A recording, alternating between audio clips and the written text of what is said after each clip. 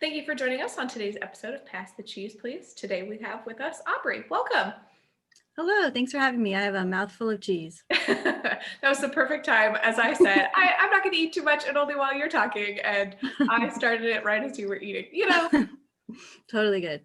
That's how I like to present myself to the world. Yeah. Mouthful of cheese. I mean, there could be worse ways to be presented, Could be better, but could be worse than a mouthful of cheese. I don't know if it could be better. Could it be better? What could be better?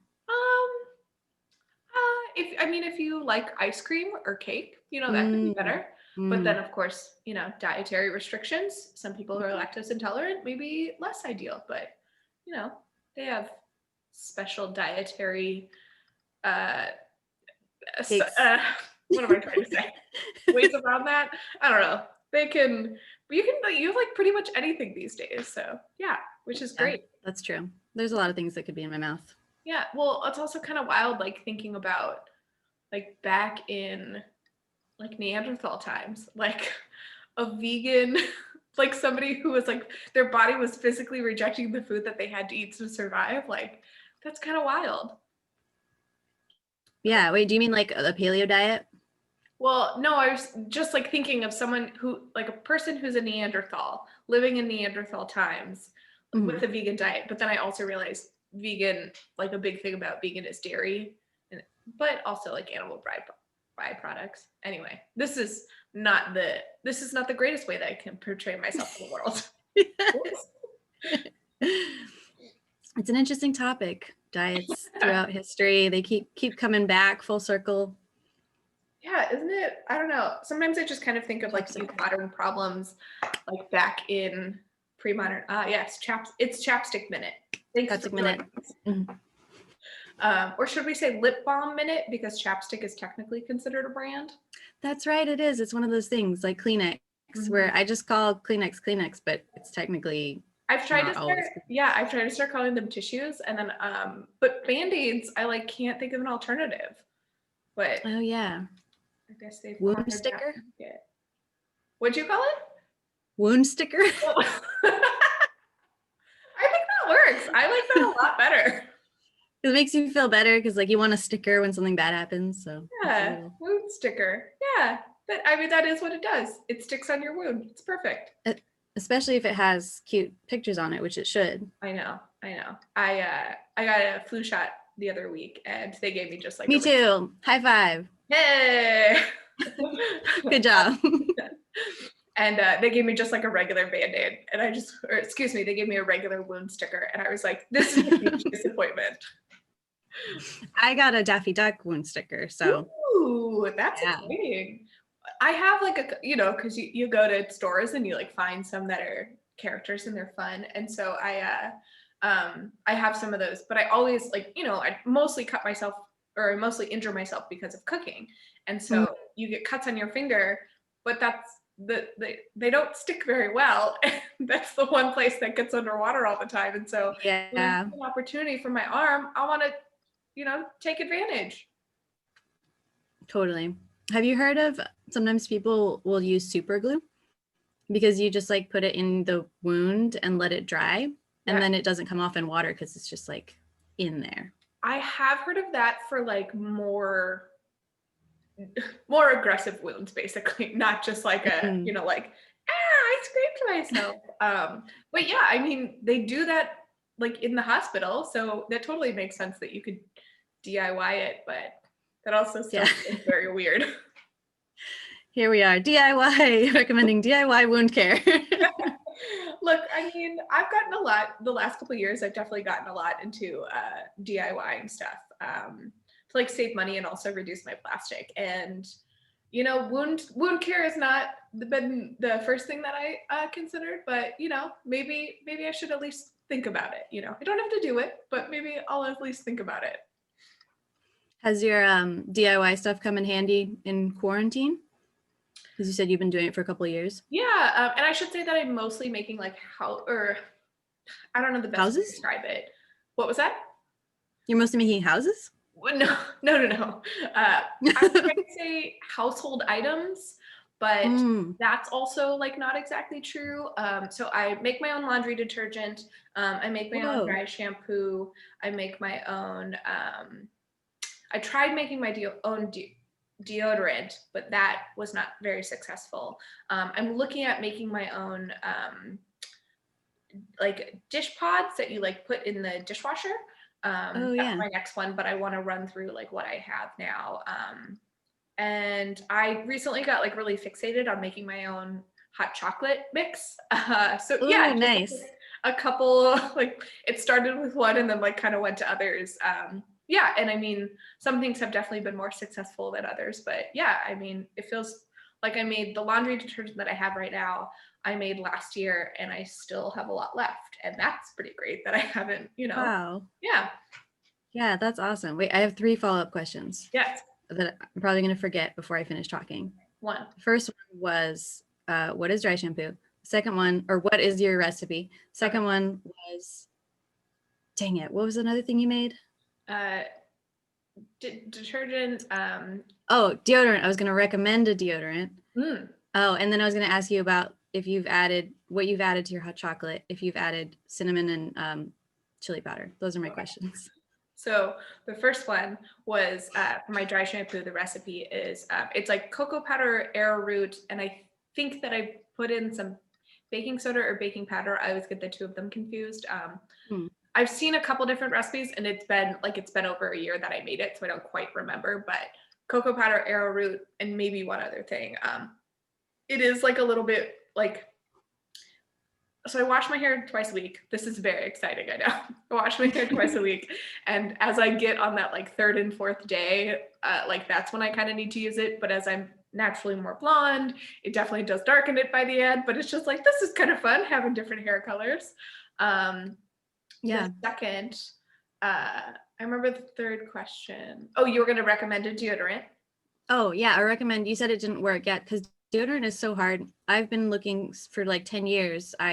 Was looking for a deodorant that isn't linked to cancer, like most of them are. Breast cancer specifically, because you're putting it basically, it's on your breast tissue in your armpit. It's very attached.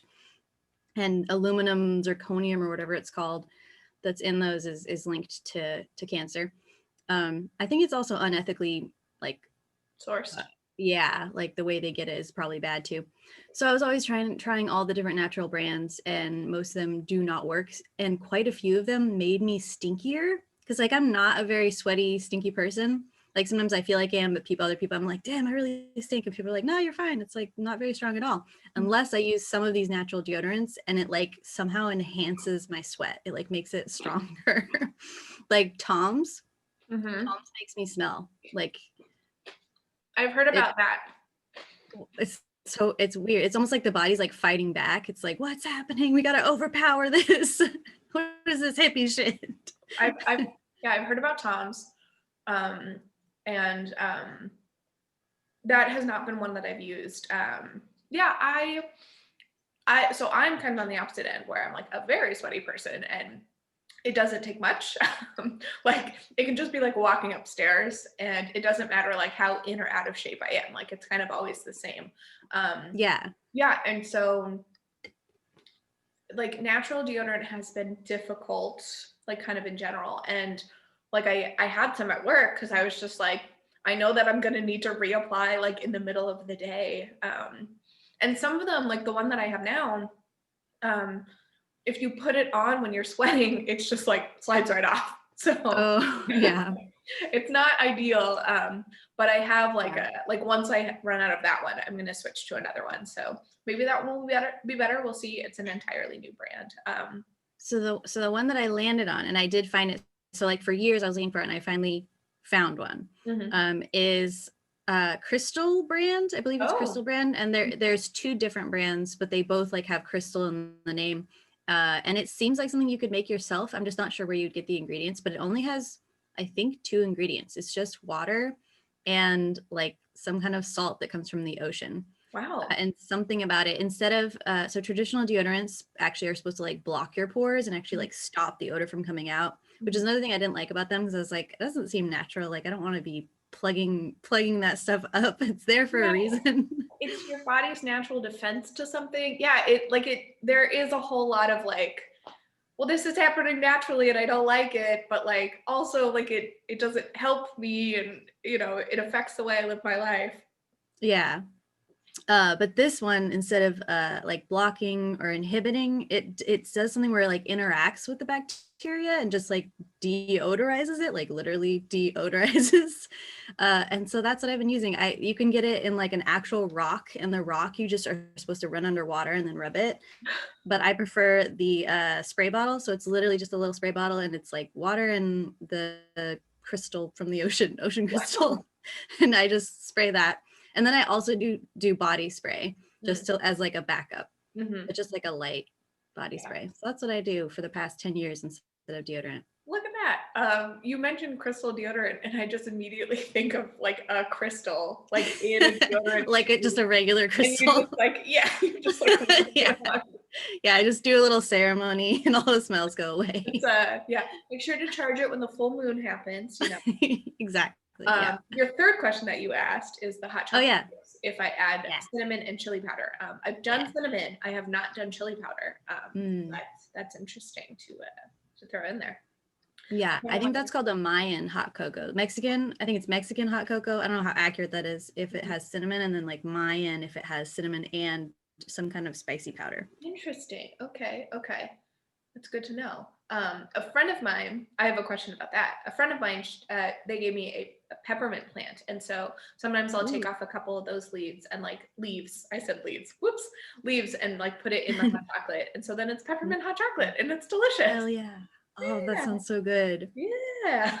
That's so homey. It snowed last week in Minnesota, like pretty heavily. Holy shit. Yeah, it's happening. But then it's gonna be like 50 next week. Anyway, not necessary. Like I live here. Anyway, it was 80 degrees 2 days ago here. I'm only myself to blame for where I live. But yeah, it was like just so nice to just look out my window and watch the snowfall, drink my hot chocolate, and pet Ellie. It was great. Oh, that sounds beautiful. Is Ellie the cat? What was that? I assume. Is Ellie the cat? Ellie is the cat. Yes, she is. Oh, that sounds like a beautiful day. It was nice, in this hellish nightmare that we're in. You find your small joys, small victories. Yeah, definitely. I feel like that was like kind of my only topic today. I was just thinking like, what do I have to talk about? Like there's some projects and stuff, but nothing that really sparks a big interest in me to go into. But I was thinking about something that's relevant to everyone is mental health, and the way all the stuff that's come up from what we're all going through right now, which is like totally unprecedented. And for me, it's been super interesting because I'm doing better than I have in years. Okay. And I don't know, I can't really say if it's like I've been working towards getting here all along, or if it has a lot to do with what's happening. And I feel like it has a lot to do with what's happening, both in the sense that if you are stuck at home, you can't go out to comedy shows, you can't go to music shows, you can't make plans every night of the week with your friends. What else are you going to do but work on yourself? Don't work on yourself, you're going to be very miserable. And I'm definitely a person who like I can't just like sit with my misery, which is also something I'm working on. But so I've come up with a lot of self-care tools for that, and have like a regimen now that I know when things get bad I can just like turn to that. So that, in combination with the fact that things are so bad, it's like constant perspective. So like having hot cocoa and a cat in your lap, it's just like a little escape, a little moment that feels like that much brighter than if the world wasn't on fire outside. Yeah, absolutely. That's great. And that's you framed that really beautifully and very nicely. And I can relate to a lot of that, where I feel like mentally, like I also am like kind of doing the best that I have in a while. And I think part of that is like a couple different factors. But I think also like I have the other side of the spectrum, where I also feel like I very easily can switch to being like so just filled with rage at every moment. So that's kind of like a weird, balance with that.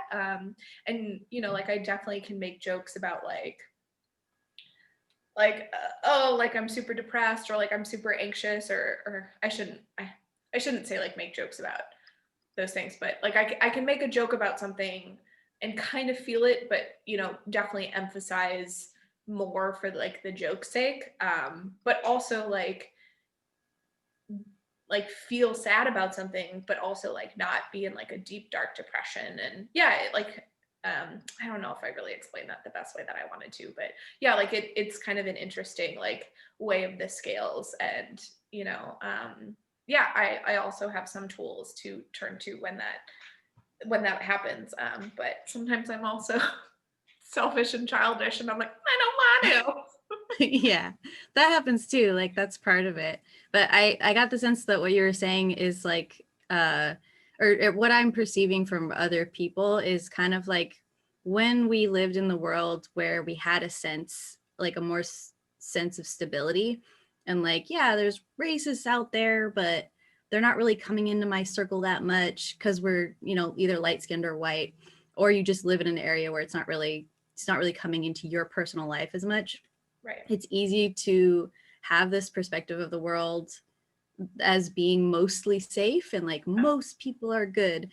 And having this monster in the White House who is bringing up all the other monsters to make a big chorus is making that really obvious that that's not the case, and it's not the case for most people. Yeah.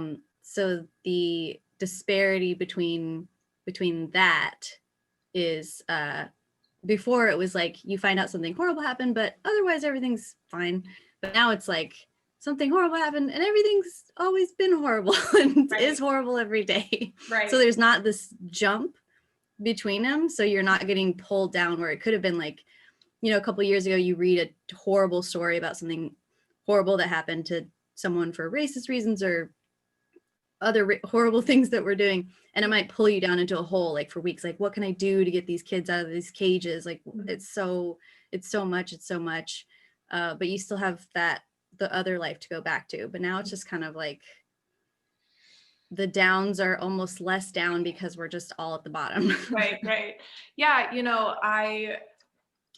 I don't agree with 45 in 99% of what is said, and done. And I very much am looking forward to when Biden gets elected at this next election. Although I should say that we're recording this before the election, so fingers crossed. But this time has been very educational in a lot of necessary ways. I won't necessarily say good or bad, but I will say necessary. I liken it to when you lift up a rock and all the bugs scatter around. Like, this reality existed for a lot of people, and it has existed for hundreds and hundreds of years. And a lot of us that have a privilege, based on our skin color, based on the I want to say economy, but our income level, based on a bunch of different factors, we have not had to deal with that on a daily, hourly, basis. And a lot of us also just kind of assumed that the wheels of justice were just and fair and did what they were supposed to do. And what we're learning is that is not true. And, I think that a lot of people, myself included, have woken up to a lot of things that we didn't realize were going on, even though one thing is said and another thing is done. And so this has been very educational. And I think that a lot of us would have just coasted on by if 45 had not been elected. And so in some ways, this is good. In some ways, positive change is happening. But in other ways, it is a never-ending hellish nightmare. Yeah, it's kind of a reckoning, and you can't have a revolution if you don't have a reckoning first. Right. Like there wouldn't have been a revolution under Obama because we had the feeling that everything's kind of okay. Mm-hmm. When there's a lot we didn't know. Mm-hmm. Mm-hmm. Yeah, I mean, I don't know if you listen to John Mulaney at all, but he has a great how he frames the whole 45 being elected. And I said this with cheese in my mouth.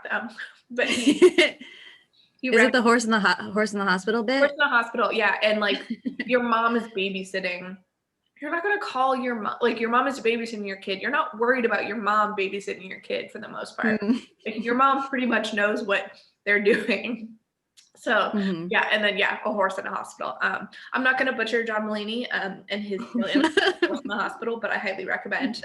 Maybe I'll even include this as like a nice lighthearted little little plug at the end. Yeah. Yeah.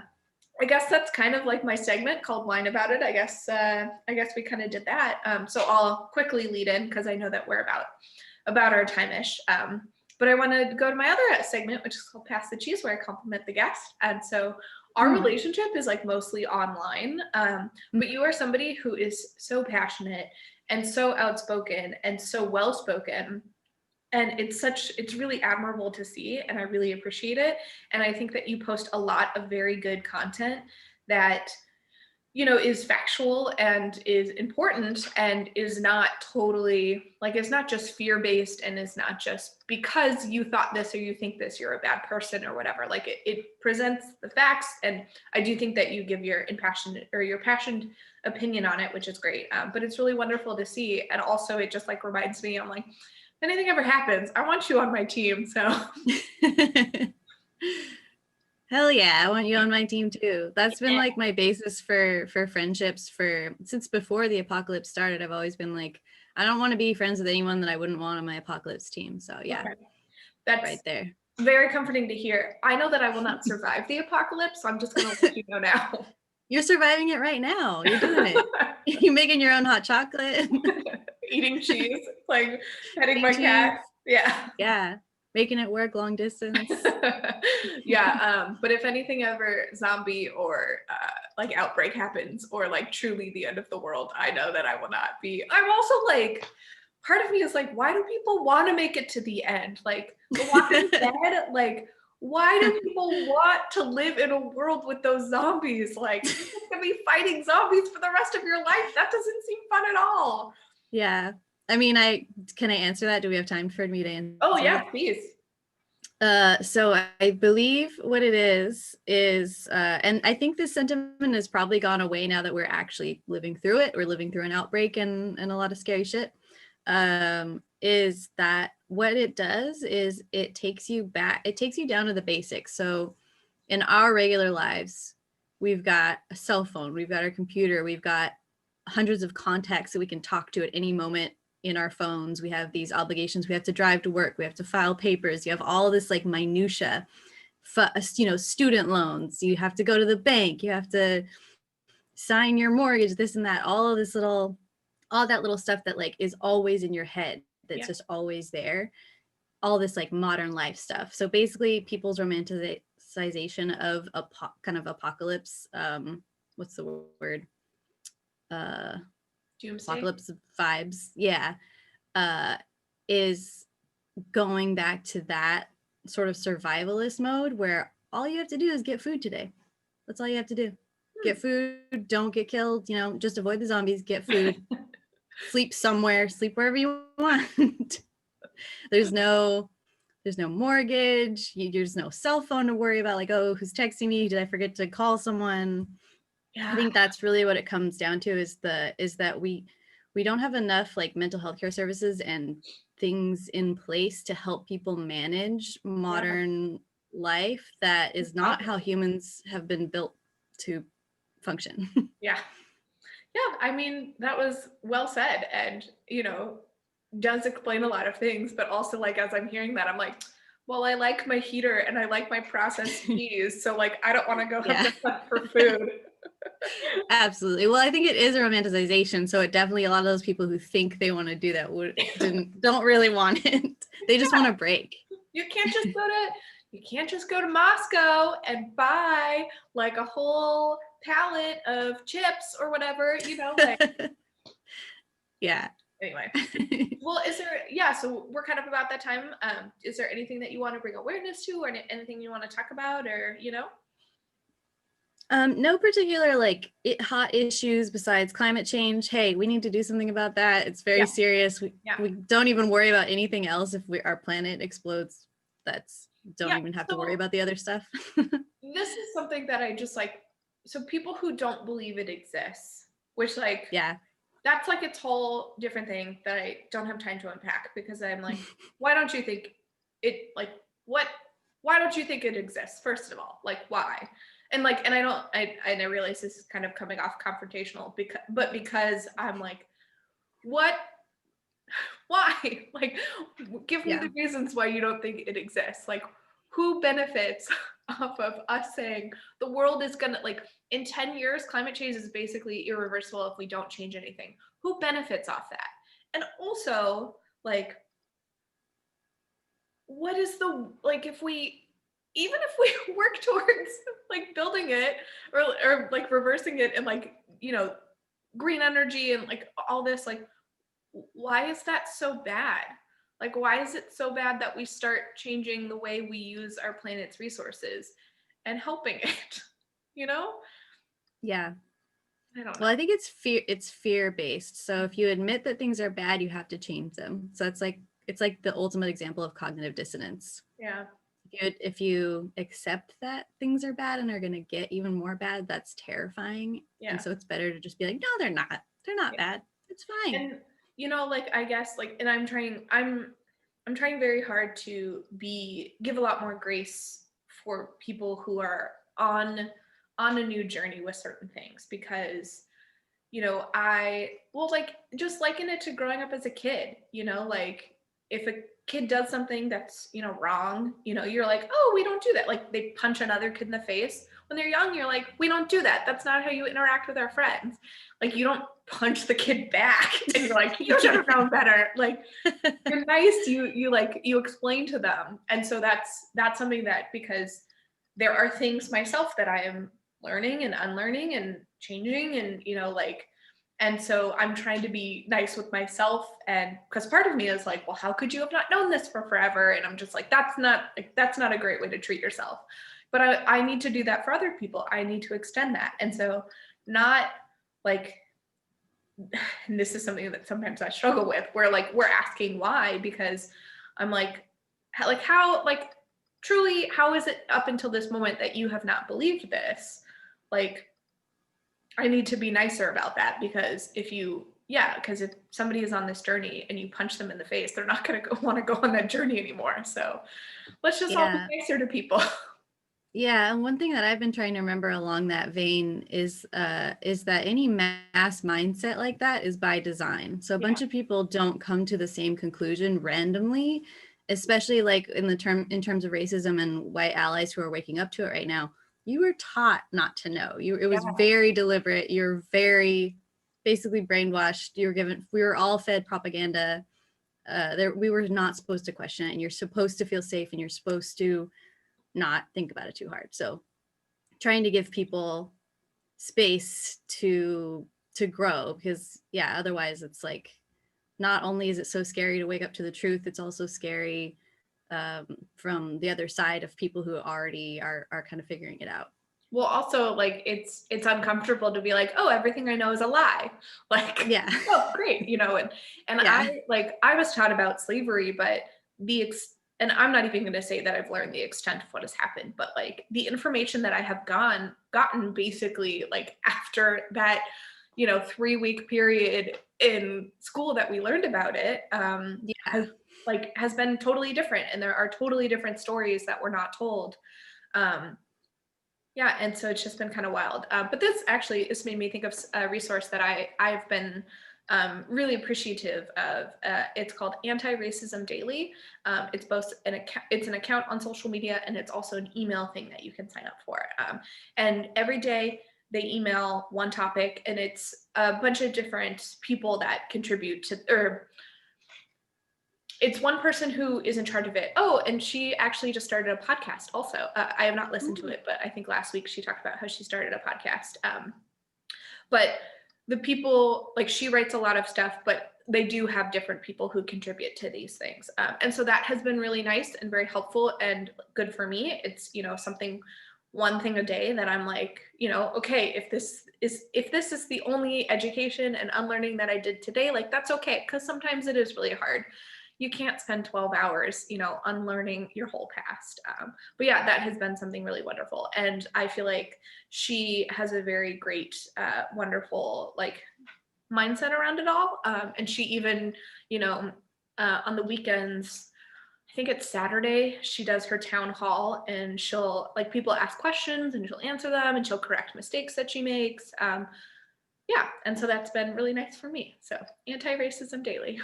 Nice. So on Instagram, is it just at Anti-Racism Daily? I think so. I'll put it in and I'll send it over to you. But yeah. Perfect.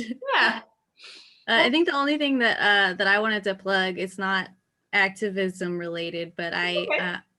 I'm sort of producing some shows. Well, right now just one show at Stab Comedy Theater. So it's a comedy venue that back before the world ended, you could actually go in person and watch comedy, improv, and all kinds of fun shows. And now they've gone over to like completely virtual, and they have shows 7 days a week. If you look them up on Facebook, Stab Comedy Theater, YouTube, Twitch, it's very interactive. The show, the theater owner, Jesse Jones, is very hands-on and will like chat with you and everything, and it's just a great community. So I Nice. highly recommend checking them out. A nice little break from everything else that's really stressful. Just go there for some laughs and some friends. Yeah, great. I love that. Yeah. Do you want to plug any of your personal projects or? Just so yeah, I just have New Horizons through them, which is an Animal Crossing comedy Zoom show, but it might be retiring next month. So whenever this comes out, you might have a chance to see 2 more shows before it maybe goes to sleep for the winter. Okay, sounds good. Yeah. Well, thanks so much for joining us. Thank you for having me. Yeah.